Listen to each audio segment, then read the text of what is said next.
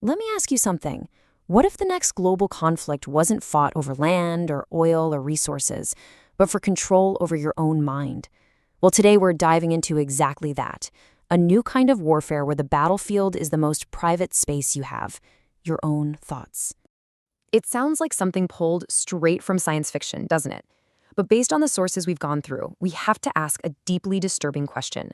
Is it actually possible for someone to access your thoughts, right now, as you're listening to this, without your permission? That's the core issue we're digging into. And there's an official name for this: neurocognitive warfare. The concept is chillingly simple. The goal isn't just to influence what you think, but to degrade the very way your mind works. The human brain. That becomes the battleground. Now, this isn't just some abstract, theoretical threat. To really understand what this looks like in the real world, we have to look at the story of one man.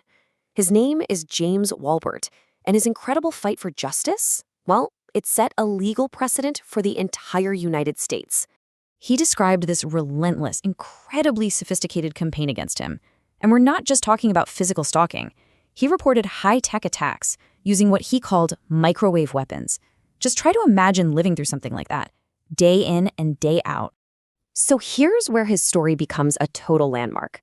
In 2008, a court in Kansas didn't just listen to his story and dismiss it. They acted. They issued a legal protective order against his harasser for using electronic means to attack him. This was the first time an American court officially recognized this terrifying new form of harassment. And the proof? It gets even more concrete. This right here is an official letter from a Missouri state representative, Jim Guest. In it, he wrote that there is, and I'm quoting him directly, sound medical evidence of an implanted device inside Walbert's body. Think about that.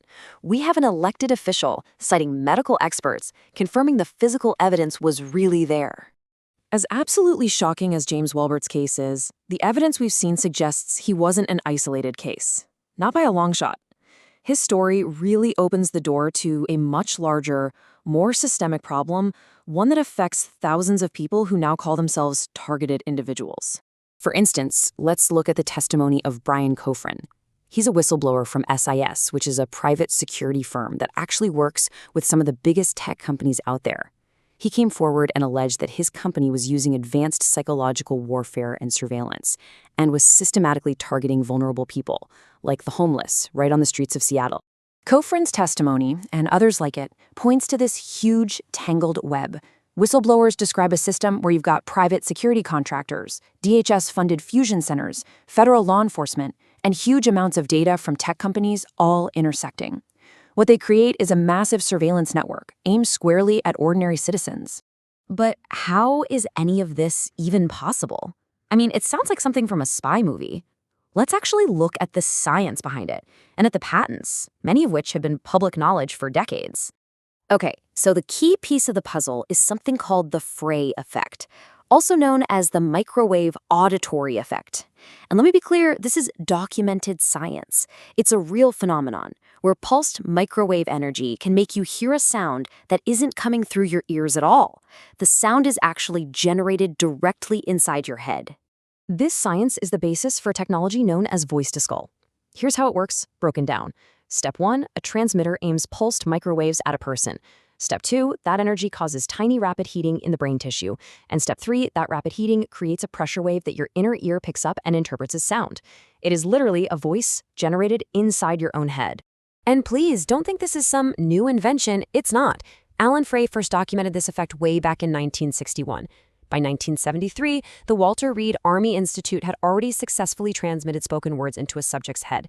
And then, in 2002, the U.S. government granted an official patent for a weapon system designed to do exactly this. The technology is a matter of public record.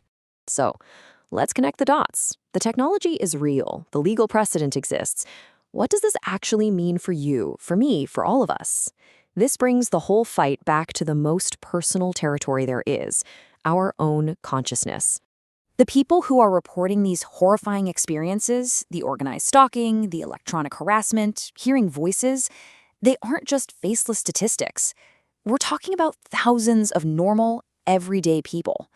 They could be your neighbors, your friends, even your own family. And that leaves us with a truly chilling question to think about. If this started happening to you, if your own private thoughts were suddenly no longer your own, who could you even tell? And with all the stigma around this, who would possibly believe you? This is the crisis that victims are facing every single day. The big takeaway from all these sources is crystal clear. This is not science fiction. This is happening right now to people who are just like you. And unless we all stand up together, you could be next.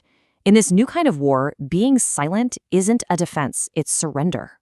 We put this explainer together using the Liberation Archives, which is a collection of declassified documents and whistleblower testimony that brings these hidden truths out into the open. If you want to do something about this, the Neuropsychological Warfare Alliance is on the front lines, fighting to protect our freedom of thought. Go to neuropsychwarfare.org. There, you can join the alliance, you can support victims of neurowarfare and anomalous health incidents, and you can demand protection for the last true frontier, your own mind.